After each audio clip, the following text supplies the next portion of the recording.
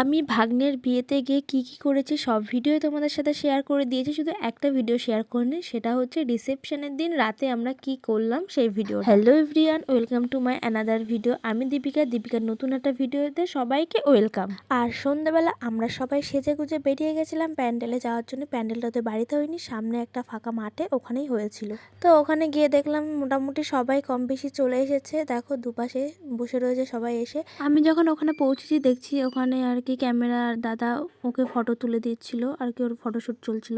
আর তারপরে কিন্তু আমার ভাগ্নের বন্ধুরা এসে ওকে একটা ফটো ফ্রেম দিয়ে দিয়েছিল আর সেটাই ওরা খুলে দেখছিল। আর ওর বন্ধুরা যে ফটোটা দিয়েছিল সেই ফটোটা দেখে বুঝতেই পারছো এটা বিয়ের দিনের ফটো, সিঁদুরদানের পর। আর যেহেতু আমি ভিডিও বানাবো সেহেতু আমি একটু আগে বেরিয়ে গেছিলাম, তারপরে আমি কিন্তু আবার ওদেরকে নিতে চলে এসেছিলাম। আর দেখো আমি যখন ক্যামেরাটা অন করেছি সবাই বলছে আমাকে দেখা আমাকে দেখা। আর ওখানে কিন্তু আমার দিদি কফির লাইনে দাঁড়িয়ে পড়েছিল কফি নেওয়ার জন্য। আর এই সব কফি পকোড়া ফুচকা আমার সব খাওয়া গেছিলো অনেক আগে থেকে। আর তারপরে কিন্তু এখানে এই ভাগ্নে আমাদের ফটো তুলে দিচ্ছিল সবার রিসেপশনের দিন। আর এটা কিন্তু আমার বড় বৌমা, আর বড় বৌমাকে কেমন লাগছে অবশ্যই জানিও সবাই।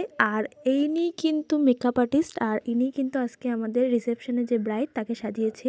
আর এখানে কিন্তু 3 জামাইবাবু, ওই পাশে ভাগ্নে, আবার ওই পাশে বৌমা, সবাই মোটামুটি নাচ করছিল। এখানে দেখো শালিয়া জামাইবাবু মিলে কি নাচা নাচছে, দেখো তুমুল নাচানো এসেছে সেদিনকে। আর সবকিছু হয়ে যাওয়ার পরে আমরা চলে গিয়েছিলাম খেতে। আর যখন আমরা খেতে গেছিলাম তখন 12:30 মতন বাজে। আর কি মেনুতে ছিল সেটা তোমরা ভিডিওটা পজ করে দেখে নিও মেনু কার্ডে। আর আমরা কিন্তু সবাই একসাথে বসে গেছিলাম বাড়িতে, যারা যারা ছিল সবার লাস্ট আমরা এই কয়জনে। আমি আর জামাইবাবু এক জায়গায় বসেছিলাম আর সবাই এই পাশের দিকে বসেছিল। আর দিদির পেছনে বসেছিলাম আমি, আর আমার পাশে ছিল জামাইবাবু। আর সবার নাচ করার পরে অবস্থা খারাপ, আর আমি তো শাড়ি খুলে তাই জামা পরে খেতে এসেছিলাম। আর ফার্স্ট আমাদের এখানে দিয়ে দিয়েছিল এগ টেবিল, আর তার সাথে সস ছিল। আর এগ টেবিলটা খেতে বেশ ভালোই লাগছিল। তারপরে আমাদের এখানে কচুরি দিয়ে দিয়েছিল, আর তার সাথে দিয়ে দিয়েছিল চানা পনির। আর চানা পনির আর কচুরি কিন্তু ভালোই লাগে খেতে।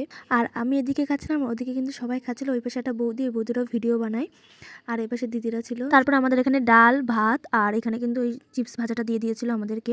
আর চিপস ভাজাতে কিন্তু ডাল খেতে ভালোই লাগে। আর এটা মুড়ি ঘন্ট ডাল দিয়ে খেতে খেতে কিন্তু এই পাশে বিরিয়ানি চলে এসেছিল, চিকেন বিরিয়ানি, চিকেন চাপ ছিল তার সাথে। আর এখানে কিন্তু আমি আলু মাংস সবকিছু সাজিয়ে নিয়েছি, মনে হচ্ছে যে আমি কত খাই, আদৌ এত খাই না। তারপরে এখানে মিষ্টি চলে এসেছিল আর চাটনি পাঁপড় ছিল, কিন্তু চাটনি পাঁপড়টা আমি খাইনি, আমি শুধু মিষ্টিটাই খেয়েছি। ফার্স্টে একটা মিষ্টি নিয়েছি, তারপরে আমি আবার 2টো মিষ্টি নিয়েছি।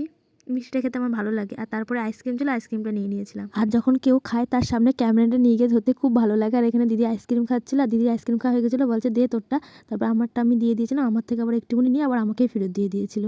কত ভালো, দেখো পুরোটুকু খাইনি। দিদি খাওয়ার পরে যেইটুকুনি ছিল ওইটুকুনি আইসক্রিম আমি ওখানে দাঁড়িয়ে দাঁড়িয়ে খাচ্ছিলাম আর সবার কথাগুলো শুনছিলাম, কে কি বলছে না বলছে। আর রান্নাবান্না সত্যি খুবই ভালো হয়েছে, খুবই সুন্দর হয়েছিল। খাওয়ার ওখান থেকে বেরিয়ে আমি যখন বাইরে এসে যখন দেখছি দিদি আর মামি মিলে এখানে যেই গিফটগুলো আর কি পেয়েছে সেগুলোই ঘরে নিয়ে যাওয়ার জন্য সবাইকে বলছিল এক এক করে। আর এই ভাইটা বলছিল যে তোমার ভিডিও আমি দেখি, শুনেও ভালো লাগছে।